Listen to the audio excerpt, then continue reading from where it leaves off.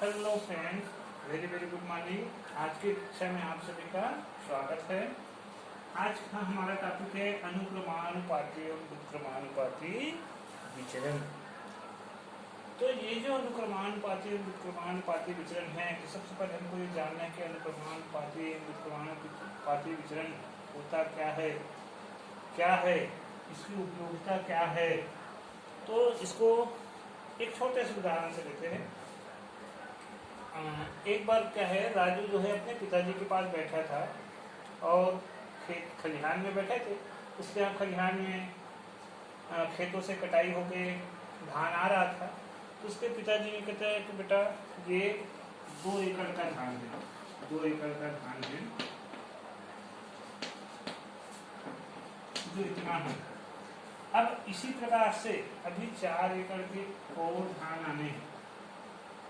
तो ये जो 2 एकड़ का धान है ये अभी है 24 कुंटल, और अभी 4 एकड़ का धान इसी प्रकार के 200 ऐसे धान और आना है जो हमारा होगा 48 कुंटल के आसपास होगा। ठीक, तो यहाँ पर मेरे बताने का मतलब ये है कि अब वो लड़का ये सोच रहा है कि भाई 2 एकड़ का धान 24 कुंटल है, 4 एकड़ का धान 48 कुंटल है। तो यहाँ पर देखिए एक रुपये जो बढ़ रहा है, पहले 2 एकड़ था, 4 एकड़ हो गया। तो उत्पादित जो धान है उसकी मात्रा भी बढ़ गया, पहले 24 कुंटल था, अब 48 कुंटल हो गया। ऐसे ही और एक एग्जाम्पल भी, मान लीजिए आपको कहा जाता है कि एक पेन का कीमत है, एक पेन की कीमत 5 रुपये, तो 4 पेन की कीमत कितना होगा, आएगा आपका 20 रुपये। तो यहाँ पर देखिए पेन की संख्या जो है वो बढ़ गया, 1 से 4 हो गया। तो रुपये जो है कीमत जो है वो भी बढ़ गया, 5 से 20 रुपये। यहाँ पर आपका रकबा बढ़ा था, ये 2 से 4 हो गया था, तो इसकी मात्रा भी बढ़ गया था, ये मात्रा भी बढ़ गया था। तो इस प्रकार की जब विचरण होती है, इस प्रकार की विचरण माने जब एक संख्या के साथ साथ दूसरी जो संख्या है, या ये कहें कि एक जो वैल्यू है उसका मान बढ़ने से दूसरे वैल्यू का भी मान बढ़े, या एक वैल्यू घटने से दूसरे वैल्यू का मान भी घटे, दोनों साथ साथ उसी अनुपात में बढ़े या उसी अनुपात में घटे, तो वहाँ पर जो विचरण होता है उसको हम कहते हैं अनुक्रमानुपाती विचरण। हमारे जीवन में ऐसे बहुत सारे घटनाएं घटती है जहाँ पर हमको अनुक्रमानुपाती विचरण देखने को मिलता है। जैसे कि एक गाय मान लो 2 लीटर दूध देता है, तो 5 गाय जो है 10 लीटर दूध देती है। इसी प्रकार के और भी कई उदाहरण देखने को मिलता है। तो इस प्रकार की जो घटना होती है जिसमें एक जो वैल्यू का मान बढ़ता है उसके साथ साथ दूसरी वैल्यू का मान भी उसी क्रम में जब बढ़ता है, क्रमानुपाती, क्रम का अनुपात जो है वो वहाँ पर जो अनुपात है उसको हम कहते हैं अनुक्रमानुपाती विचरण। तो सबसे पहले हम अनुक्रमानुपाती विचरण का ही चर्चा करते हैं, उसके बाद हम शुरू करेंगे फिर व्युत्क्रमानुपाती विचरण। तो यहाँ पर अनुक्रमानुपाती मैंने कहा कि दोनों जो वैल्यू है उनके मान जो है एक निश्चित अनुपात में बढ़ते हैं, या ये कह लीजिए उनका अनुपात जो है हमेशा निश्चित होता है, स्थिर होता है। कैसे होता है, जैसे देखिए मान लीजिए एक क्रियाकलाप से समझते हैं। एक क्रियाकलाप ये है पेन की संख्या, पेन की संख्या और इसका पेन का मूल्य दिया है, पेन का मूल्य रुपये में दिया है। अब देखिए यहाँ पर एक क्रियाकलाप लेके चल रहे हैं। पेन की संख्या मान लीजिए है 5, फिर हो गया 10, फिर हो गया 15, फिर हो गया 20, और ले सकते हैं 25, 30, इस तरह से आप जितना चाहो ले सकते हैं। मान लीजिए इसका मूल्य है 5 पेन का मूल्य है मान लो 20 रुपये, 10 का है 40, 15 का है 60, 20 का है 80, 25 का है मान लो 100 रुपये। तो यहाँ पर देखिए मैंने कहा कि अगर ये अनुक्रमानुपाती विचरण में है तो इनका जो अनुपात है वो हमेशा निश्चित रहे। ये अनुक्रम विचरण तो कर रहा है, देखो पेन की संख्या जो बढ़ रहा है, 5 से 10 हो गया, 10 के बाद 15 हो गया, 15 के बाद 20 हो गया, 20 के बाद 25, माने ये बढ़ते जा रहा है, इसकी कीमत भी बढ़ते जा रहा है। 5 पेन से तो इसकी कीमत 20 था, 20 के बाद अब ये 10 पेन है तो 40 हो गया, 15 है तो 60, 20 है तो 80। तो यहाँ पर इसका मूल्य भी जो है इस प्रकार से बढ़ते जा रहा है और संख्या भी बढ़ते जा रहा है। तो ये अनुक्रम तो है, लेकिन यहाँ पर हमको पढ़ना है अनुक्रमानुपाती। अनुक्रम मानी होता है श्रेणी, एक श्रेणी में तो ये बढ़ रहा है, एक निश्चित श्रेणी में जब ये बढ़े, ये इनका जो श्रेणी जो है, अनुक्रम जो है वो निश्चित हो, निश्चित माने इनका, और अनुक्रमानुपाती, अनुक्रम का हमको अनुपात लेना है। तो यदि इन अनुक्रमों का अनुपात अगर हमेशा निश्चित हो, अनुपात मान देखो ये पहला वाला मान जो है वैल्यू जो है वो क्या मतलब एक्स, दूसरा वाला वैल्यू जो है वो क्या जाएगा वाई। तो ये जो एक्स और वाई का अनुपात जो है हमेशा निश्चित हो, निश्चित माने स्थिर, और जब ये स्थिर है तो इसको हम कहते हैं स्थिरांक, और इसको दर्शाते हैं के, तो अंग्रेजी में इसको कांस्टेंट बोलते हैं, इसलिए हम इसको के से दर्शा देते हैं। तो यदि स्थिरांक का मान निश्चित है, स्थिर है, सभी में स्थिर है, सभी में जैसे देखो के बराबर होता है एक्स बटे वाई, बटे माने अनुपात, ये जो एक्स और वाई इसी का अनुपात लेते हैं, एक्स का पहला मान है 5, वाई का पहला मान है 20, ये दोनों का अनुपात दिया तो आ गया 5 कम 5 1/4 आ गया। एक्स का दूसरा मान है 10, वाई का दूसरा मान है 40, लग गया 1/4। एक्स का तीसरा मान है 15, वाई का तीसरा मान है 60, 15 का 15 1/4 1/4। एक्स का अगला मान है 20, वाई का है 80, ये 0 0 करके 2 एकम 2 चौके आ गया 1/4। एक्स का अगला मान है 25, वाई का अगला मान है 100, 25 को 25 तो ये हो गया 1/4। तो इस तरह से आप देखिए यहाँ पर एक्स और वाई के मान जो है, मानों का अनुपात जो है वो हमेशा एक स्थिर है। यहाँ पर जितना मान आया है पहले उतना दूसरे में भी बताया है, तीसरे में भी उतना ही आया अनुपात, चौथे में भी अनुपात उतना है, पांचवें में भी अनुपात उतना है। तो अगर ये अनुपात हमेशा एक निश्चित हो, ये अनुपात निश्चित हो माने स्थिर हो, स्थिरांक हो, तब इसको, ये जो अनुक्रम है इसको हम कहते हैं अनुक्रमानुपाती विचरण। विचरण माने होता है बदलना है। देखो एक्स के मान जो है स्थिर हो रहे हैं, बदलते जा रहे हैं, वाई के मान भी बदलते जा रहे हैं, और क्योंकि इनके अनुपात स्थिर है इसलिए कहते हैं अनुक्रमानुपाती विचरण। तो ये जो अनुक्रमानुपाती विचरण है, अब यहाँ पर देखिए अभी आपने देखा ये जो अनुक्रमानुपाती विचरण में है, इसमें से इस तरह से स्थिर है मान, अनुपात जो स्थिर है। मान लीजिए इसमें से ये 2 ठो मान दिए हैं, इसमें से और इसमें से 2 में से एक ही ठो मान दिए, और हमको दूसरा निकालना है, तो हम कैसे निकालें? ये तो हुआ हमारा पहला घटना कि इनका स्थिरांक होता है, ये हमने बता दिया, स्थिर होना चाहिए तभी अनुक्रमानुपाती है। अब मान लीजिए आपको दिया है कि स्थिर है, और स्थिर होने के बाद ये जो वैल्यू है, इस वैल्यू में से एक मान दिया है, दूसरे वैल्यू का मान नहीं दिया है, हमको निकालना है, तब हम कैसे निकालेंगे? देखिए एक एग्जाम्पल से देखिए करते हैं, मैं क्या बताना चाह रहा हूँ उसको एक केस देखते हैं। 2 ठो यहाँ पर ये वैल्यू दिए हैं, एक ये गेंदों की संख्या, गेंदों की संख्या जिसको हम कह लेते हैं एक्स, और गेंदों का मूल्य, गेंदों का मूल्य जिसको हम कहते हैं वो।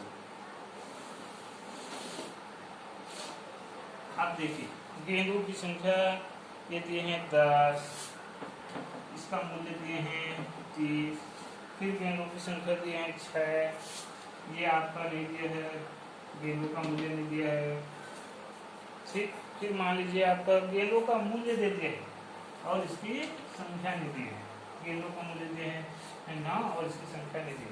तो यहाँ पर देखिए आपका प्रश्न कहता है कि ये अनुक्रमानुपाती विचरण में है, और जब अनुक्रमानुपाती विचरण में है तो अगर इन वैल्यू में से किसी एक के मान दिए है और हमको दूसरा निकालना है तो हम कैसे निकालेंगे? जैसे देखिए यहाँ पर ये एक को, ये जो वैल्यू है इसमें से इसका मान दिया है, दूसरा वाला जो वैल्यू है वैल्यू का मुझे उसका मान नहीं दिया है, तो हम कैसे निकालें? उसके लिए करते क्या है, ये जो मान निकालने के लिए ये जो 2 को दिए हुए मान में से और ये जो 1 को दिए हुए मान में से हम क्या है, ये जो दिए हुए मान से तिरछा गुना कर देते हैं। ये ऐसा गुना कर देंगे, ऐसा माने तिरछा माने ये 6 का गुना इधर पे 30, और ये जो दो मान में से एक दिया है तो इस एक से भाग करके हमने दूसरा मान निकाल दिया। इसे देखो इकट्ठ गया 6 दिया 18, ये हमारा उत्तर है। यहाँ पर देखिए तीसरे वाले खाली स्थान में से हमको ये वाली मान दिया है, ये वाला नहीं दिया है, तो ये वाली मान दिया है तो इसके संगत ये 10 दिया है, ये दोनों का गुना करवा, ये दोनों का माने 10 का 9 से, और ये नहीं दिया है तो इससे संबंधित ये 30 है तो इस 30 से आप इसको भाग दे दीजिए, सुन करके 3 किया 9, इस तरह से। तो इस प्रकार से अगर अनुक्रमानुपाती विचरण में दिए हैं और उनमें से किसी भी एक वैल्यू का मान है दूसरे का नहीं दिया है तो हम उसको इस प्रकार से निकालें। तो ये तो निकालने का तरीका। अब बात आती है कि गणित में इसको क्यों जोड़ा गया है। कहीं गणित गणना का ज्ञान ऐसे ही जोड़ा जाता, कहीं न कहीं वो हमारे जीवन में शामिल है, तभी उसको हम शामिल करते गणित। तो ये जो चैप्टर है अनुक्रमानुपाती विचरण, इसका भी हमारे व्यवहारिक जीवन में उपयोग, अगर हमको आता है इसका उपयोग करने तो हमारी जो छोटी छोटी जो समस्याएं हैं इस प्रकार की, उसको हम इसके माध्यम से हल कर सकते हैं। कैसे हल कर सकते हैं देखिए, मैं आपको एक एग्जाम्पल पर लेके चलता हूँ।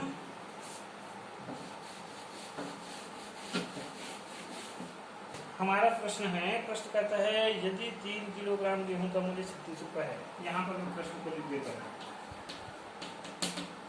यदि 3 केजी गेहूं का मूल्य 36 रुपये है तो 18 किलोग्राम गेहूं का मूल्य, तो 18 किलोग्राम गेहूं का मूल्य ज्ञात कीजिए।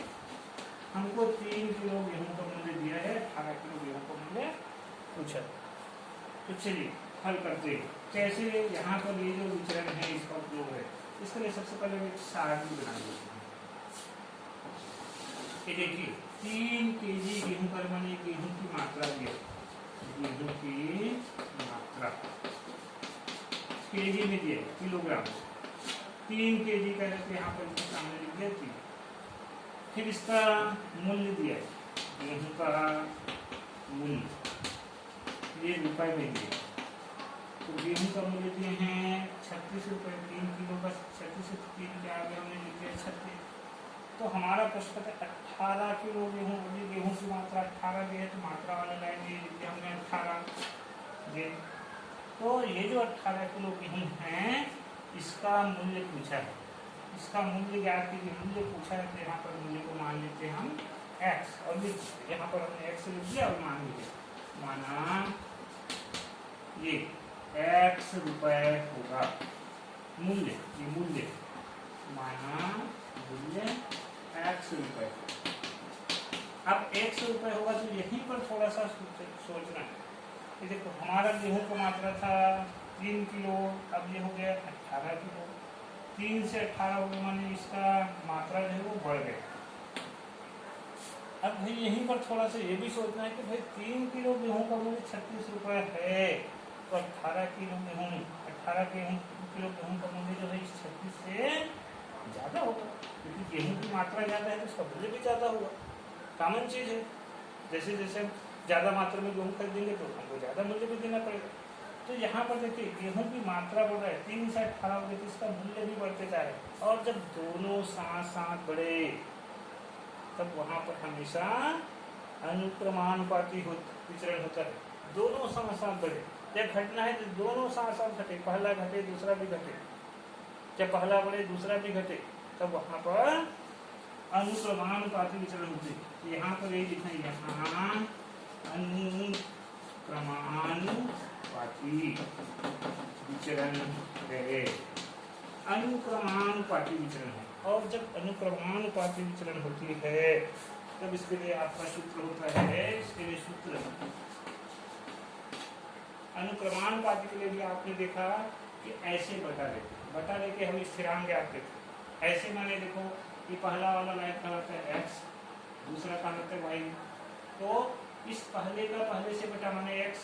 पहला मान माने x1, y का पहला मान माने y1, x1 बटे y1, x1 बटे y1 बराबर x2 बटे y2। अभी क्रियाकलाप में इसके पहले देखते हैं कि हमेशा इनका बटा, ये पहले का बटा दूसरे का बटा और है तो तीसरे का और है तो चौथे का और है तो पांचवे का, ऐसे इनके बटा जो है हमेशा बराबर होते हैं अनुक्रमाण पर।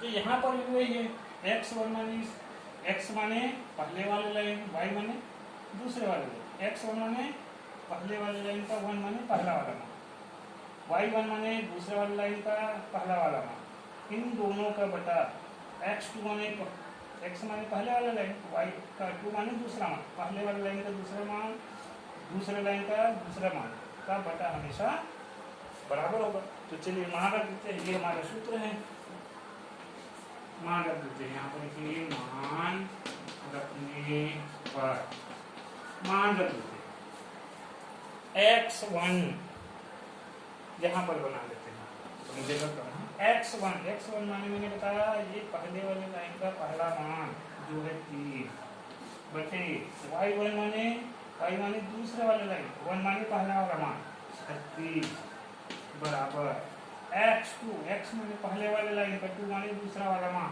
18, y2 y माने दूसरा वाला लाइन का, 2 माने दूसरा मान जो माने हम, ये इस प्रकार से हमने मान रखा। अब मान रखने के बाद देखिए हमारा सवाल जो है वो दोनों ओर बटा में, इधर भी बटा है इधर भी बटा है और बीच में बराबर का चिन्ह है।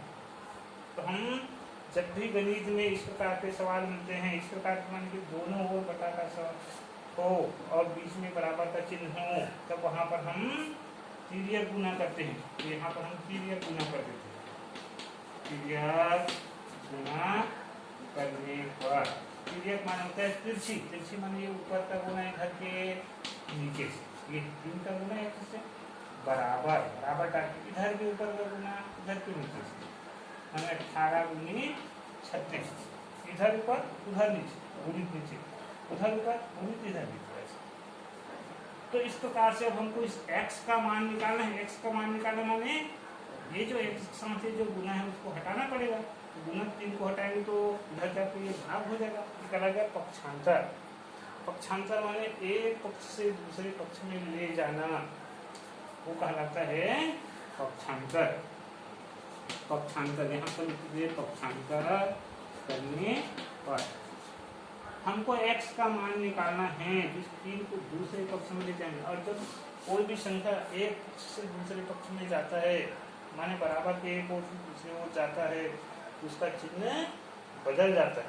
इधर गुना है तो उधर भाग हो जाता है, इधर भाग है तो उधर गुना हो जाता है, इधर जुड़ा है तो उधर घट जाता है, इधर घटा है तो उधर जुड़ जाता है। तो यहाँ पर 3 का गुना है तो इस 3 का इधर भाग हो जाएगा। इधर माने 18 गुनी 36, चलिए कटा के 3 एकम 3 छक्के 36 छक्के होता है 216। तो ये x है, ये जो x माने थे गेहूं का मूल्य वो हो गया हमारा 216। तो ये है हमारा व्यवहारिक उपयोग। व्यवहारिक जीवन में इस प्रकार से हम इसका उपयोग करके अपनी जो छोटी मोटी जो समस्या जो हमको इसका ज्ञान होने से बड़ा लगता है, उसको हम हल कर सकते हैं और साथ ही इस प्रश्नावली को भी पूरा कर सकते हैं। तो ये तो था हमारा अनुक्रमानुपाती विचरण। अब चलिए हम व्युत्क्रमानुपाती पर भी थोड़ा सा चर्चा कर लेते हैं। आशा करते हैं अनुक्रमानुपाती समझ में आ गया होगा। व्युत्क्रमानुपाती नाम से पता चल रहे व्युत्क्रमानुपाती, व्युत्क्रम धन अनुपाती। व्युत्क्रम माने होता है उल्टा, व्युत्क्रमानुपाती ये 2 शब्द से लेकर के बने हैं, व्युत्क्रम और अनुपाती। तो व्युत्क्रम माने होता है उल्टा, उल्टा होना चाहिए। उल्टा माने एक बढ़े तो दूसरा घटे, या एक घटे तो दूसरा बढ़े, बढ़ना उल्टा घटना, घटना उल्टा बढ़ना। अनुक्रमानुपाती में क्या होता था, दोनों बढ़ते थे या दोनों घटते थे। अब यहाँ ऐसा नहीं, उल्टा होगा। उल्टा माने एक बढ़े दूसरा घटे, जब एक घटे दूसरा बढ़े। जैसे कि देखिए हम गाड़ी चलाते हैं, मान लीजिए हमको एक कोई दूरी जाना है 100 किलोमीटर 200 किलोमीटर, या ये मान लीजिए हमको रायपुर से बिलासपुर जाना है। हम 60 की स्पीड में हम गाड़ी चलाते हैं, 60 किलोमीटर प्रति घंटा के स्पीड में, तो मान लीजिए हमको 5 घंटे लगते हैं। अब मान लीजिए हमको 90 की स्पीड में चलाने या 80 की स्पीड में चलाना है, या कम कर लेते हैं, चलिए 50 कर लेते हैं, आजकल ट्रैफिक ज़्यादा है, धीरे चला लेते हैं, चलिए 50 की स्पीड में चलाएंगे तो हमको 6 घंटे लगेगा। तो यहाँ पर देखिए हमारे गाड़ी की चाल जो है 60 से 50 रुपये माने कम हो गया, तो समय जो है 5 से 6 माने बढ़ गया, एक घटा कम हुआ तो दूसरा मान जो है वो बढ़ गया, उल्टा हो रहा है, एक कम हो रहा है दूसरा बढ़ रहा है। और जब इस प्रकार से घटना हो कि एक मान घटे दूसरा बढ़े, तो वहां पर होता है व्युत्क्रमानुपाती विचरण।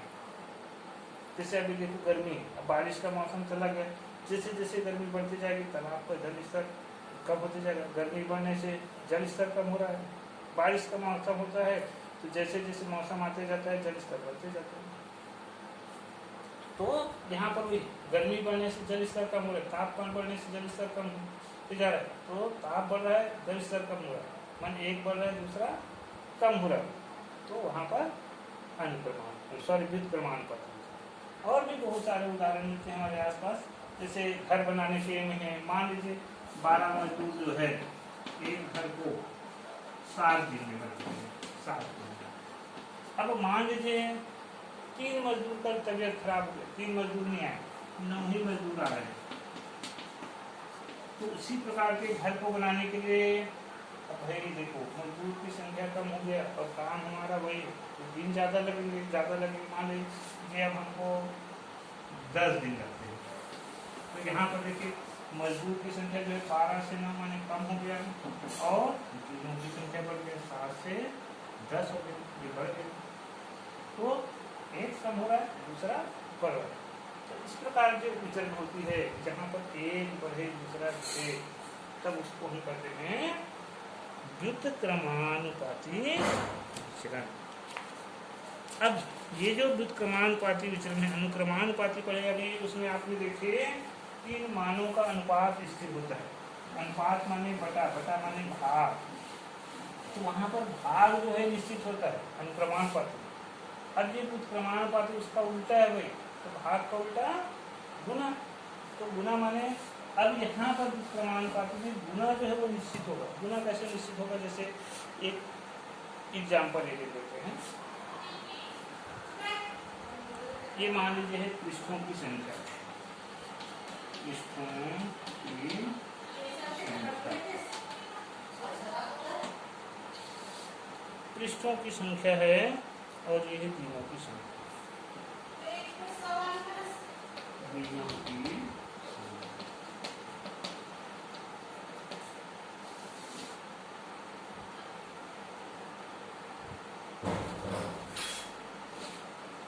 पृष्ठों की संख्या है 16, 8, 12,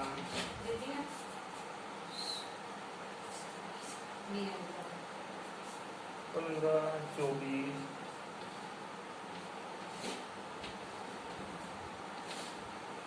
जीरों की संख्या है 15, 30, 20, 15, 30, 20, 16, 10। अब यहाँ पर देखिए अनुक्रमानुपाती में हम क्या करते थे, ये जो पहला वाला वैल्यू है जिसको हम एक्स करते थे, तो दूसरा वाला वैल्यू जिसको हम वाई करते थे, इन दोनों को हम बटा लेते थे अनुक्रमानुपाती। बटा माने अनुपात या भाग, ठीक। अब यहाँ पर व्युत्क्रम पड़े माने उसका उल्टा, भाग का उल्टा होता है गुना। गुना माने ये जो एक्स और वाई है इनका हम गुना करेंगे तो जो मान आएगा वो हमारा स्थिरांक है, ये स्थिरांक है। क्यों?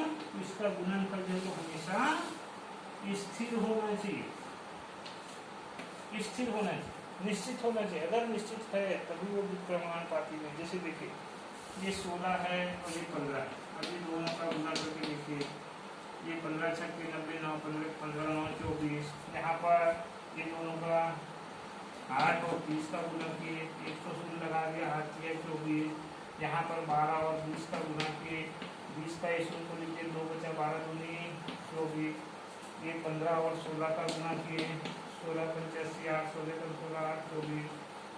अब यहाँ 24 और 10 का गुना किए, 10 का शून्य लिख दिए तो 1 बचा, 24 से कम 24। तो देखिए हर बार हमारा जो मान है वो स्थिर है। पहले में 240 आया है, दूसरे में 240, तीसरे में, चौथे में, पांचवे में। तो इस प्रकार से यदि गुना करने पर मान स्थिर आए तो वहां पर उत्तर है जी। इस प्रकार से गुना करने पर स्थिर आए, निश्चित आए मान, तो वहां पर होता है व्युत्क्रमानुपाती विचरण। लेकिन यदि अगर भाग देने पर आए तब वहां पर होता है अनुक्रमानुपाती विचरण। तो यहाँ पर गुना पर आ रहा है माने व्युत्क्रमानुपाती विचरण है। अब इसे थोड़ा सा मान लीजिए 2 में से 1 को मान लिए हैं, तब हम कैसे निकालेंगे तो वो भी देख लेते हैं।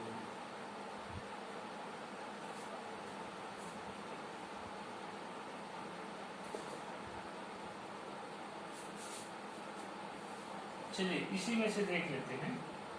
अब जैसे 30 आता है कि या इसमें से ये 12 कैसे आएगा, क्योंकि यहाँ पर व्युत्क्रमानुपाती विचरण है।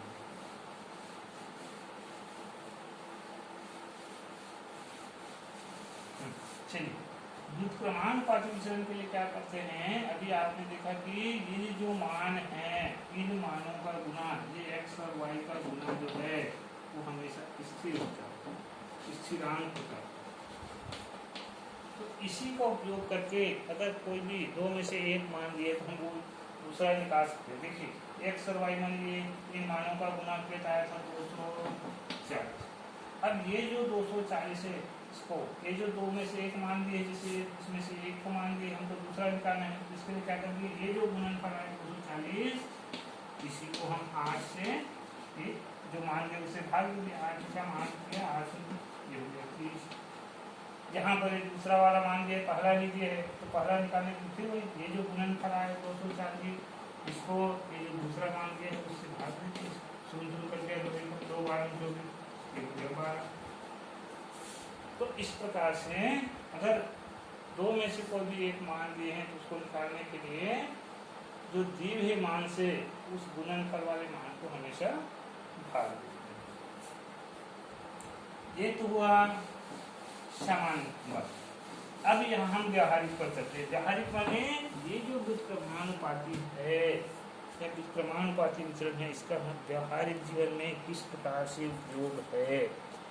चलिए एक उदाहरण से इसको समझते हैं। ये हमारा उदाहरण, एक प्रश्न लिख लेते हैं। उदाहरण हमारा उदाहरण कहते हैं 12 मजदूर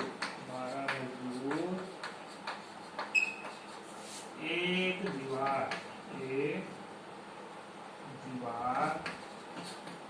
को 10 दिन में बना सकते हैं। उसी दीवार को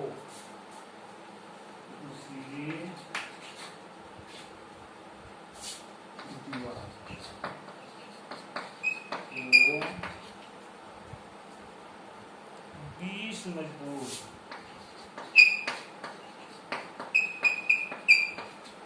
इतने दिनों में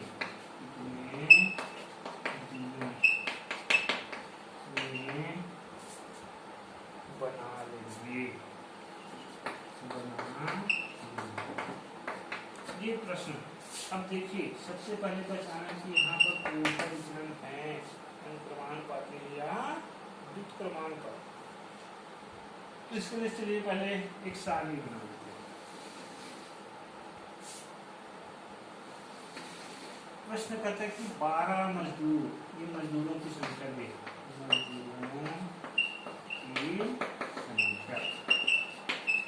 मजदूरों की संख्या दी 12 का है, ये 12। तो 12 मजदूर एक दीवार को 10 दिन दिया है, मानी दिनों की संख्या, ये है 10। 12 मजदूर जो है एक दीवार को 10 दिन में बना सकते हैं, उसी दीवार को 20 मजदूर करें। अब मजदूरों की संख्या 20 करें, ये मजदूरों की संख्या करें तो मजदूरों की संख्या वाले लाइन में ये 20 का है, 20 कितने दिनों में बनाएंगे। अब यहाँ पर कितने दिनों का दिनों की संख्या पूछा है तो दूसरे उसको मान लिया हम एक्स मान लेते हैं, माना एक्स दिनों में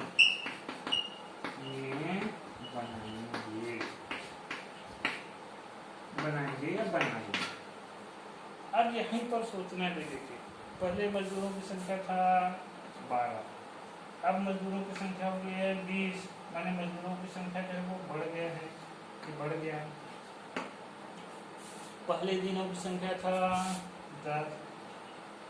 अब यहाँ पर देखिए मजदूर जो है 12 से 20 हो गए, माने मजदूरों की संख्या बढ़ गए। तो उसी दीवार को बनाना है जिसको 12 लोग बना रहे थे, अब उसको 20 लोग बनाएंगे तो जल्दी बनेगा।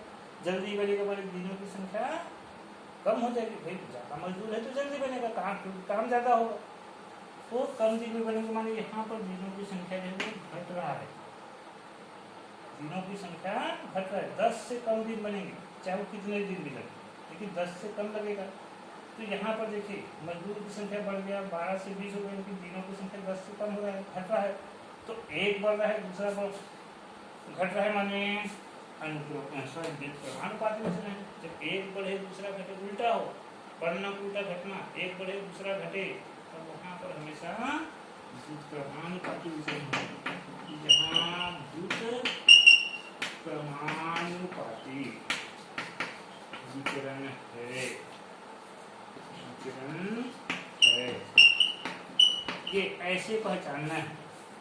कभी कभी हमारा अनुक्रमानुपाती विचलन हो जाता है, तो इसी को समझना है। अनुक्रमानुपाती माने जब दोनों बढ़े, ऊपर वाला नीचे वाला, या दोनों घटे, ऊपर वाला तो नीचे वाला, तब वहाँ पर अनुक्रमानुपाती होती है। लेकिन यहाँ पर उल्टा हो रहा है, उल्टा माने एक बढ़ रहा है दूसरा घट रहा है, पहला बढ़ रहा है तो दूसरा घट रहा है, तो इस प्रकार से व्युत्क्रमानुपाती विचलन है। और जब व्युत्क्रमानुपाती विचलन होती है तब हम लिखते हैं इन दोनों का गुना उल्टा, व्युत्क्रम में अनुक्रमानुपाती का उल्टा, अनुक्रमानुपाती में इसका बटा लेते थे, अब हम व्युत्क्रम माने बटा माने भाग लेते थे, तो उसका उल्टा माने गुना लेंगे, पहले पाने का गुना बराबर दूसरे का गुना। हमारा सूत्र हो जाएगा, सूत्र x1 गुणित y1 बराबर x2 गुणित y2, ये हमारा सूत्र हो जाएगा। x1 माने ऊपर वाले लाइन का पहला मान जो